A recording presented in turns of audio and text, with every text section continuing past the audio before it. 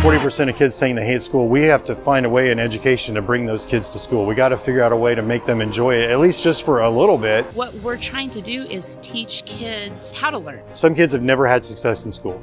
You put them in front of a video game, they find success. Now I have a voice. Now people are listening to me. I think people think we're teaching video games. Right. And that is absolutely not what we're doing. You can bring this into a building with your teachers, and it's innovative to where the students are going to be a part of something that is just bigger than them. Through gaming concepts, I really feel like I have even a stronger connection with students than I've had in the past 10 years of teaching.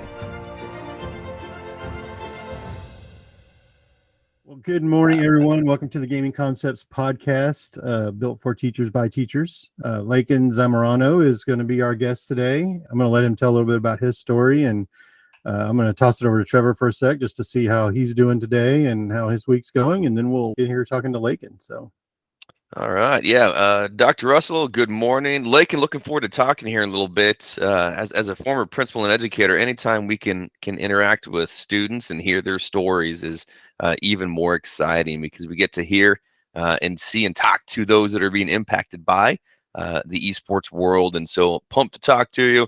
I know my week has been filled, just like the last few months, with school superintendents, school principals, students talking about how esports is helping them in the school environment.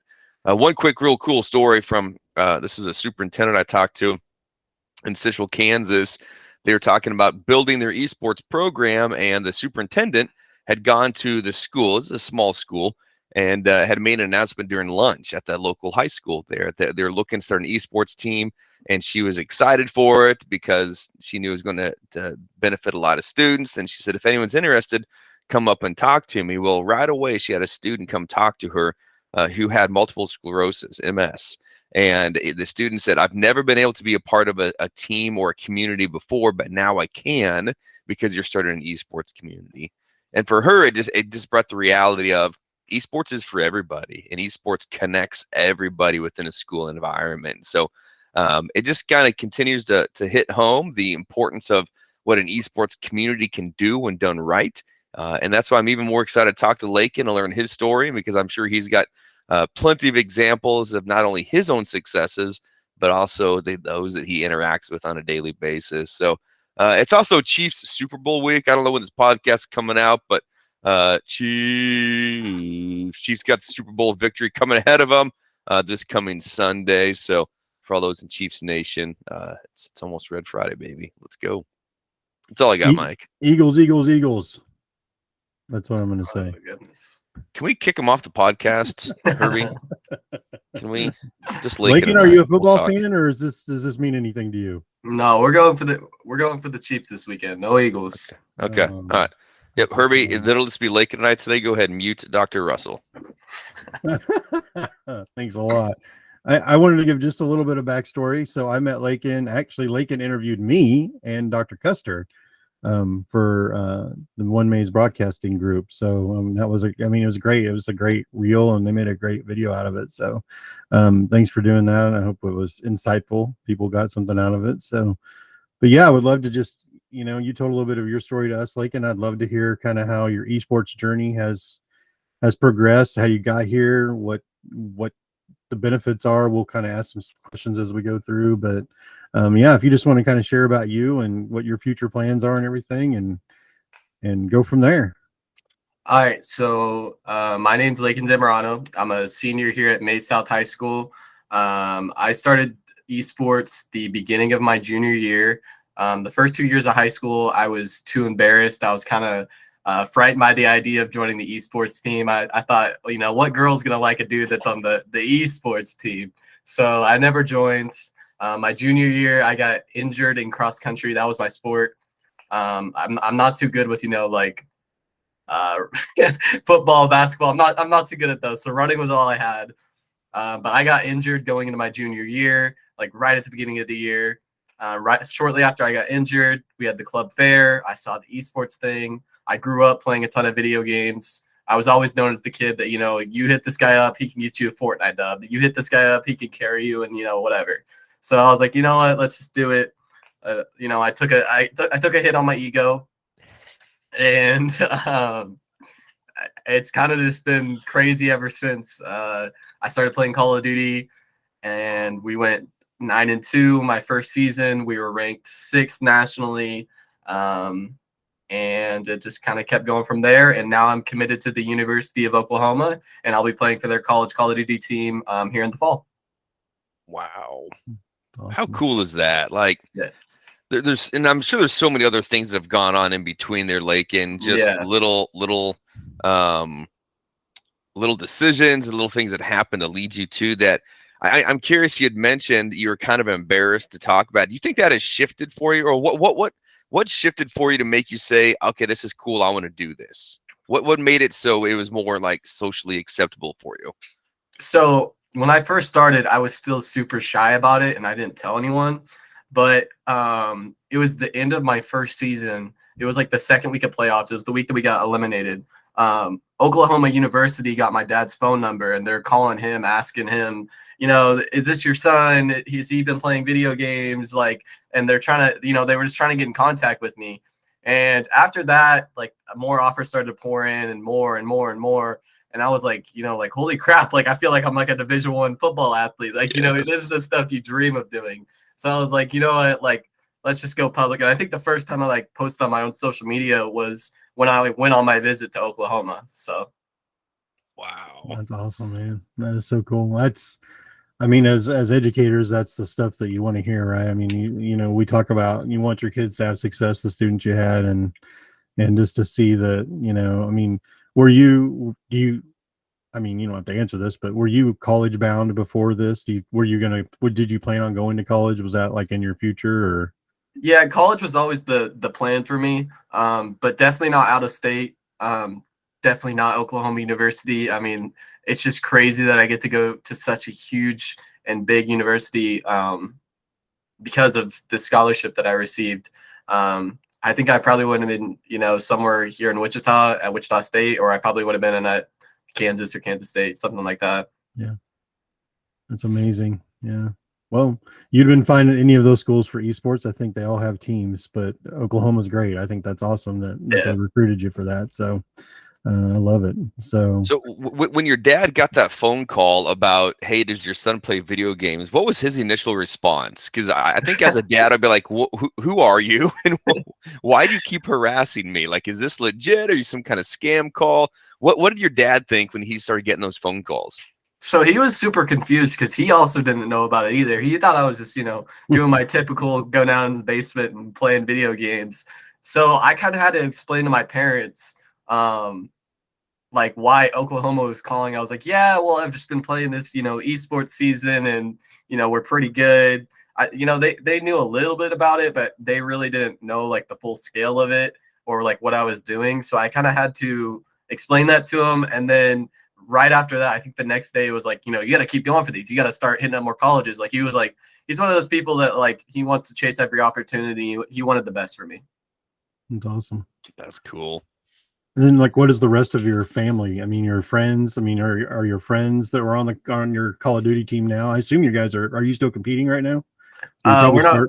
No, we're not competing. They took Call of Duty off the generation thing, so I'm kind of done for the high school level. But my friends thought it was all super cool. I definitely got some weird looks when I was walking down the hallway after the Oklahoma visit. My grandpa, we call him OU. So when I went on that visit, that was like super cool. And like one of the weird things is like, I remember being told when I was growing up that, video games wouldn't take me anywhere and video games would never do me any good. And then here I am going on these college visits and I'm telling my family members, video games is doing this for me right now. That's awesome. Well, and just to circle back on the Call of Duty thing, I had forgotten this, but they raised the age limit to 18 plus, so we decided not to offer it in high schools anymore. So that's a publisher thing, and we have to abide by their rules, and we don't want to offer anything that the publishers say we shouldn't do. So I mean, unfortunately, that was one we had to take off of there. But yeah, so that was kind of a dumb question on my part, but thanks for bringing that up. So we all learned from it, so that's what's good. So Lakin, how do you stay tuned? Like, how do you stay good at your sports? I know for a lot of us, we we grew up playing, and a lot of people listen to this, they grew up playing stick and ball sports. They ran, like they understand what it means to stay fit in the athletic world. And I'm sure you did as well with your cross country. I mean, that's an intense sport. You can't take more than a couple days off, and you kind of start to lose that fitness level. How do you stay tuned up with your esports to stay competitive for collegiate level scholarships? What do you do to make sure you're constantly sharp and ready to go? So every day, this is going to sound crazy. It sounds crazy every time I say it. Every day I do at least 30 minutes of aim labs, and then I will get on the game and I'll shoot. It's called like bots. Like it's kind of just, AI that you can, warm up against. And then on average, like if I'm not busy, I'm playing 3 to 5 hours of Call of Duty every day. Okay. Now, do you play other games, or does it have to be Call of Duty? And this is an ignorant question, because I used to think one esports all the same. Like if I'm playing Mario Kart, I'm playing Call of Duty, I'm playing a video game. Like it's all the same. Now, I've come to realize that's not even remotely true. That's like saying a baseball player and a swimmer are exactly the same. That's not the case. But do you only play Call of Duty? Do you have any variety in there just to kind of mix up some of the modalities, or how does that work? So it's usually just Call of Duty for like practice purposes, but I like playing some other games, on my own time, but Call of Duty always comes first for me, especially with, I'm still in high school. I'm an editor for my broadcast program. I've got a job, like I've got to manage my time well, and kind of balancing all that out and putting, priority is a big thing that I had to learn through this whole journey. Yes. So one of the things we always try to do on the podcast is educate our educators who are listening. So you mentioned aim labs. Could you maybe describe that a little bit, so folks kind of, most of our folks aren't going to know what that is. So aim labs is I guess you could say, like, it's like a game. It's like a platform that has different training technique, like skill type things that you shoot these little dots, and you basically just practice your mechanics with your controller or your keyboard. So I'm on a controller, so I'm practicing centering my shots, controlling the recoil, moving from target to target. It'd be like if a basketball player was on the court and he was taking 3s and 2s and from the 3-point line. You're kind of just practicing your basic mechanics. Awesome. Okay, you mentioned something that I find interesting. You play on controller? Yeah. Not mouse and keyboard. Not mouse and keyboard. Okay. And that's just a preference, or is that a standard? Is that standard college Call of Duty performance? Is that how most people play it in college or in high school? So across the collegiate and the pro scene, the controller is like the normal. Okay. Keyboard is not really a thing in Call of Duty. Okay. Yeah. And what's the reasoning? Just response time, or like just the ease of use, or? Call of Duty has always been like a console game until a couple of years ago. So I think the esports started before Call of Duty made the switch. So yeah. Yeah. Okay. That's interesting, because most of the, like you alluded to, most of the esports are mouse and keyboard, unless it's more of a sports type game, like, Rocket League or 2K or something like that. So that's interesting information, and good to know. So. And that's something for, again, those ignorant. You could, if you're playing Call of Duty on your PC, you could bring a controller and you could plug it into your PC and use it, right? Like, and that's not an issue. Yep. Yeah. So I think those are things that people don't realize, the versatility of the devices and what you can do with them. So a lot of options for how you play and how you compete there. Wired controller or wireless controller? So I have a wired controller. I can show it to you guys. I mean, this is what a Division I athlete uses right here. This is a special controller. So this one has increased tension, so it's harder to move. And then this one is like it has decreased tension, so it's like a lot looser and moves very easy. The triggers are like you barely have to press it. It's like a mouse click. Yeah, and then I have 2 back buttons. Oh yeah. Okay. So cool. that's just not a standard controller that you would get at GameStop. Oh no. It's a lot more expensive. Let me tell you, it's not friendly to the pocket. Like, give us a number. Like, I mean, you don't have to say exactly what it costs. Yeah. But what's like a range for that? $250 to $300. Hmm. Yeah. But if you think about other, I mean, if you were to talk to someone that's going to play Division I baseball, they don't think twice about buying a $400 glove or a Yeah. $400 bat. Like that's Mhm. you don't that's just what you do. It's the equipment. So I think, Lakin, that's the thing that guys like me who are still learning the industry have to realize is, yes, you spend money on the things you love, but it's no different than the money you would spend going into these other sports and activities. The custom or the really nice running shoes or the cleats. And I mean, it's all very similar. You just don't realize that Yeah. this is a part of the equipment that you have to be good at what you do. Yeah, so that's kind of like an interesting point I kind of wanted to talk about is the equipment for esports. A lot of people have like this misconception that you have to have this state-of-the-art computer and these state-of-the-art things. I got my first offer with an Xbox and like a 40-inch TV. So it really doesn't matter. It's more of, do you want to invest in yourself? Are you going to take advantage of having that equipment? And what you can accomplish with that equipment. I didn't get a computer or these nice fancy controllers until March or May. So I was, like 8 months deep into this whole thing. That's cool. And that's when you got the scholarship, your parents were like, yeah, we should go ahead and invest in that stuff. Or did you buy everything yourself? I had to buy everything myself. My Nice. parents don't believe in, that I love type of it. I think that's fantastic. I know that's the Mike Russell great. way right there. Earn your way, yeah. earn your Oh keep, yeah, son. Yeah. definitely earn it, and then you'll appreciate it a lot more. I bet nobody else uses your $250 controller. Right? No, You don't let anybody use that, right? Yeah, I get No. it. So, Well, That's it's funny. like that bat or that glove that you have. You're precious with that. So Lakin, as you prepare to go play at the collegiate level, and I say even want to go back a little bit before that, you kind of play recreationally. You got really, really good at it. These college offers start coming in. What surprised you most about the possibility of a college scholarship? Did you think, hey, this is part of it? Were you kind of skeptical? What are some of the conversations you had with your family and maybe even some of your teachers about a college scholarship to play collegiately? So I knew about the college esports scene before I got into it, but I think what really shocked me was I didn't know that it was that crazy. Like I didn't understand the I guess the span of the high school esports league. I didn't understand that it was that big. We're 9-2, we're 6 on this website, but then my esports teacher is like, no, that's like 6 nationally. Like you're a top dog, and all these people keep emailing me. So I think at first I was a little skeptical, and I was kind of nervous to tell people that, hey, I'm going to go do this at the collegiate level. I still have people joke with me about, you're going to go to college, and while all the people are, out partying and going to the tailgates, you're going to be in your room playing video games. But, that's not true.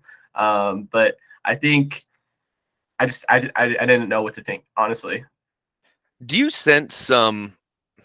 Because I know when you don't know, you think the worst, or when you don't know, when you're not educated, you kind of create your own stories.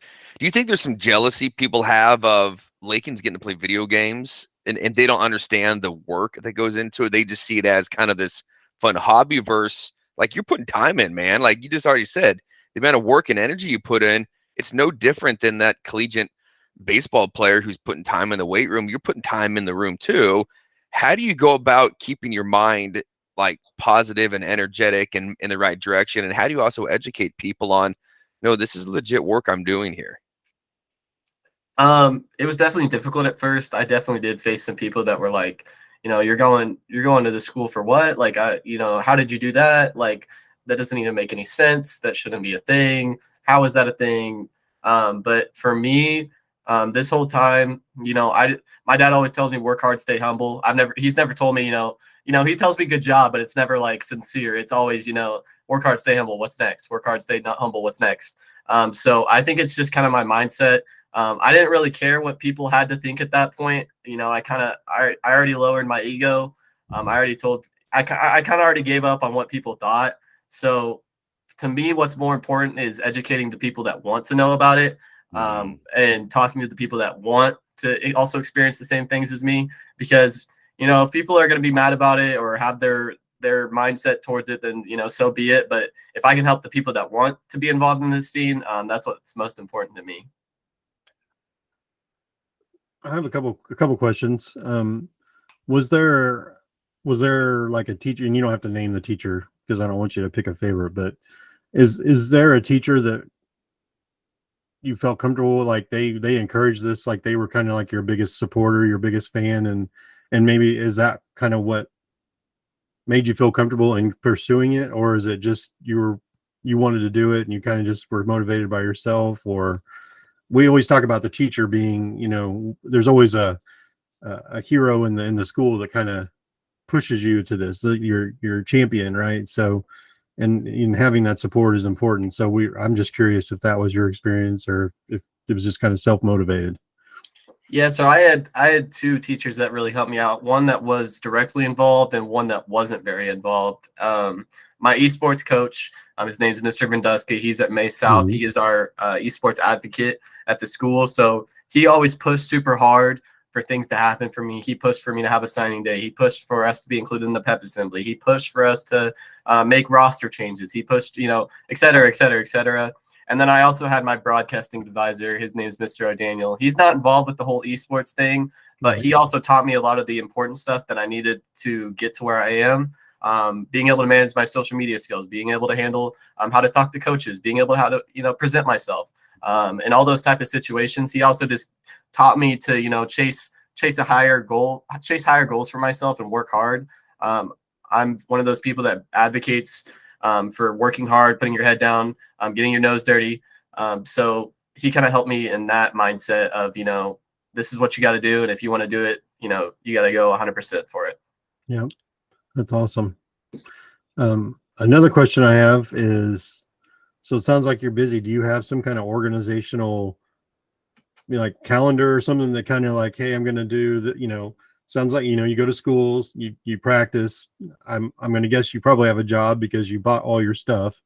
So like, do you have like some kind of organizations like Monday, I'm going to practice this time and I work this time? I mean, do you have something in place like that? Yeah. So when I was still in my junior year, I had to figure out how to balance a work schedule, practicing and doing homework at the same time.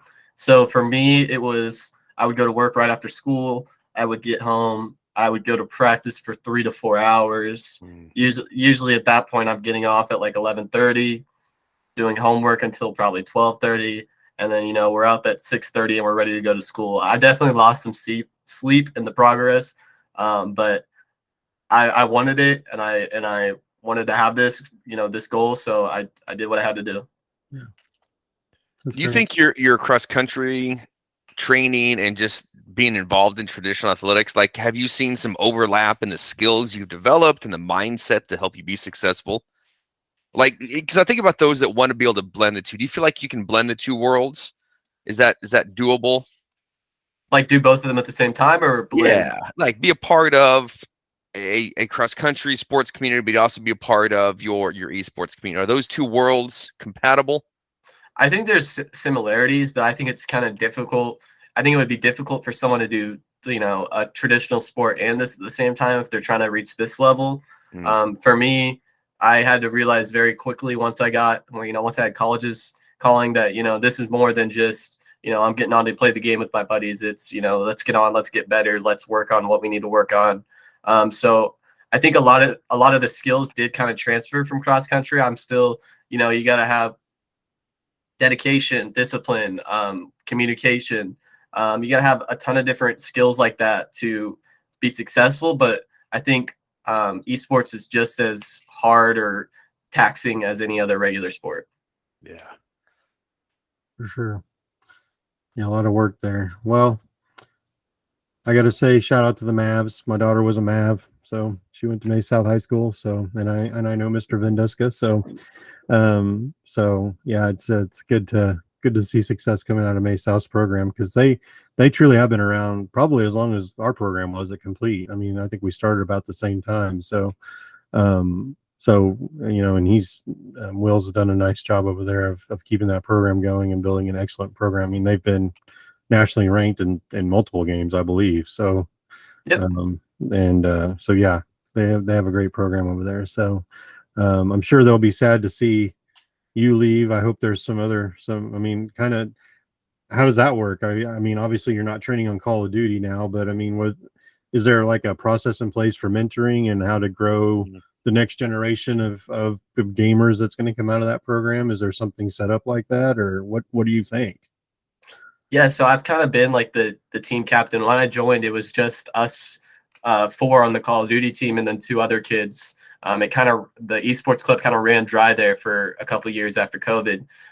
So I kind of had to rebuild it. I built our Twitter. I built we have like branding, all that type of stuff. I built that up just because, I mean, it was in my own benefit to have, like a school Twitter and that stuff. But I also just wanted people to feel important and value being on the esports team. I think it was actually featured a little bit on your guys' website. We did like a hype video. We did two hype videos, and we did all sorts of stuff.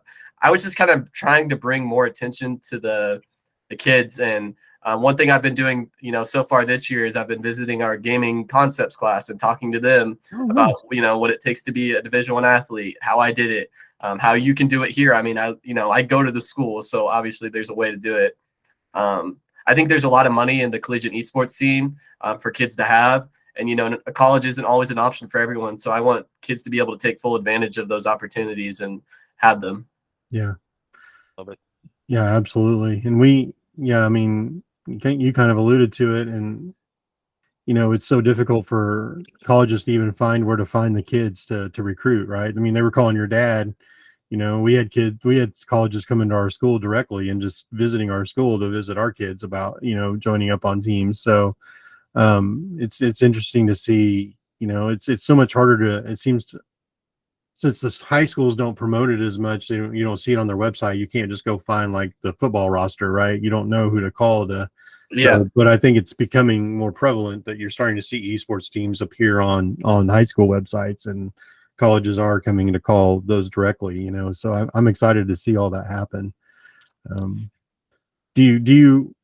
I'm kind of interested about, sorry, Trevor, I'm kind of interested You about might be going the same direction I'm going here. the folks that you're going to play with. Do you know them on the competitive Call of Duty scene? Like, are they people you compete against now that you see in like the leaderboards and stuff, or do you know them? So at least for OU, the crazy part was I was the lone they had a team, but they were kind of recruiting because, this year or next year, I would say all their people were graduating and they're going to be rebuilding. So I was the lone player when I first signed on. So my future teammate Tate, he also played in the high school Call of Duty League. We would always butt heads in playoffs and always butt heads in scrims. We kind of had like a little rivalry going. He's from Gainesville, Texas. And I loved playing with him. And, he was just as talented as me. So I was like, let's screw this. Let's stop going against each other. I kind of recruited him. I was like, I told my OU coach, I was like, go look at this kid. Like, he's super gross. Like, let's get this guy. And, that worked out. And then my other two teammates at Oklahoma, they kind of just showed up this year. They tried out for the team there. And, they're both very good at the game. Within 2 weeks of meeting them, we were at my first ever LAN. Competing for 10 grand. So we're all very dedicated and we're all ready to work, and we're all very excited to get on campus this fall. Yes, that's awesome. And again, since our viewers may be new to esports, can you explain what a LAN is, in layman terms? Yeah, so a LAN is an in-person video game event. So you'd have, like 12 monitors, 12 computers, and you guys are sitting across from each other competing. And LAN stands for local area network or something like that. So basically you're just sitting across from each other playing. It'd be, it'd be like going to a football game or a basketball game. You're just actually seeing your competition instead of just a screen. So how does that, as a player, how does that make you feel? I mean, do you feel a difference being like in person against the other team versus we're just online at our computers and versing another team? How does that do you think there's a difference in that? So there's a difference just on the performance side. You usually have a better connection because, you're right there across from each other. So the game feels a lot more fluid and snappy. And then also it kind of just brings out the intensity that much more, the adrenaline, the anxiety. My first event, I remember sitting down for my first match and I was like, holy crap, like I'm about to do this. Let's go. Like my heart's like through the roof. I'm like, holy crap, holy crap, holy crap. Because, you know, you game inside the comfort of your home. You never really have to be put in front of anyone. And especially for some kids, you know, they don't participate in, you know, a normal sport. They're not in front of their whole high school playing basketball. They're not in front of the whole high school playing football. So when they get their chance to be in front of, you know, a small, you know, it's like a small little crowd. They're never too big, but when you get your chance to finally be in front of people and like show yourself off, it's definitely an adrenaline rush. Yeah. Unless you're at the League of Legends finals or Dota finals, then there is a big crowd. But yeah, your point's taken. So, but yeah, I mean, I've been going to you know, LAN events for a long time, and I know you alluded to the crowds are typically pretty small, but there are crowds now, which is good. You know, I think we're starting to see the excitement happen, and you know, I think what's different too about gaming is like in an in-person event is, you know, you're wearing headphones, so you can't really hear the cheering, but you feel the air, right? And you can feel the movement because people are clapping, and so it's different than being like on the football field or playing in basketball, because you can hear everything, where more you're listening to the game, but you can kind of feel everything going on around you. So it's more of a 4D experience than 3D, in my opinion, just the realism of it. So I don't know. That's just my opinion, but I love live events. I love it when the kids went to live events, and I think it's a great a way to get into gaming. And yes, you are used to doing it in your home, but the live events are amazing just to have and see your competitors and meet them in person. And so yeah, it brings out, you know, a ton of energy, and especially, you know, it's kind of, you know, on the Call of Duty side, I'm sure you've seen the clips. You know, there's some pretty crazy things that are said at these events that, you know, I'm not going to repeat. I would never repeat, but playing in that atmosphere. I went to Chicago earlier this year, and you're playing against the best of the best, and there's so much angst and motivation, and you know, we call it the passion pit. You know, you're just so passionate about the game that, you know, everyone's just letting out all their emotions, all their yelling, all that type of stuff. So it's just it's a different environment to play in, and it kind of brings out the best, at least in me, because I love playing in that type of environment. Yeah, it's awesome. I had a female on our team. She was a team captain, actually, and I mean, in the classroom, she was, I mean, very low key, never rowdy. I mean, she was a great leader, but definitely had a quiet voice. But you get her out in a live event, and it was a whole other ball game. I mean, I had to I was shocked the first time I saw it. I was like, "Holy smokes, who is this kid? Who are you?" I gotta we gotta calm you down, and you gotta." It was something I had never seen before. But I think, as you alluded to, it's stress and it's anxiety, and you're excited because you're there and you're talking to your opponents. And I mean, there's just a whole another level of you know, competition at that point. So yeah, I always like to get the perspective of the player on that, because and I think you're the first student we've ever had on the podcast, so this is actually really fun. You know, it was a really good time for us. So, but Trevor, so where are things headed, like, and where do you see not only the high school collegiately, like, as someone that within your community is probably one of the first, I imagine there's others, but where do you see things going in the esports world competitively? At the you know, just like the entirety of esports, is that what you're trying to say? Kind of at the high school level and then moving up into college. Like, do you see this as something, I mean, we hope it's continuing, but you're right in the mix of it. So how do you see this continuing to play out for other youth? So I'll start with you know, like the academic collegiate level, and then I'll kind of go from there. At least for the academic and the collegiate level, I think it's starting to spread. I think more schools are trying to take advantage of this. I think right now in Wichita, it's there's, you know, we have our Wichita schools that are like very well developed, but at least on the outskirts, you know, the suburbs, there's not too many, kind of like May South. So we're trying to increase that and let kids know more about these opportunities. There's definitely some esports opportunities here at Wichita, but I've been trying to advocate for kids, you know, to take the out-of-state offers. You know, we have a great program in Hutch, Barton, Ottawa. You know, there's tons of schools around here, but I think there's more money to be had, and a lot of kids aren't taking advantage of that. At the collegiate level, the prize pools are only getting bigger. The opportunities are only getting greater. there's people that are going to college for free just to play video games. And the scene is becoming more and more competitive. At least this year for Call of Duty, I think it's the most competitive I've ever seen it, and I've been following for the past 3 years. The prize pool is, I think it's like 40 grand, and it's only getting bigger every year. So I think more money is starting to be poured into it, more viewership is starting to happen, and it's becoming more and more common.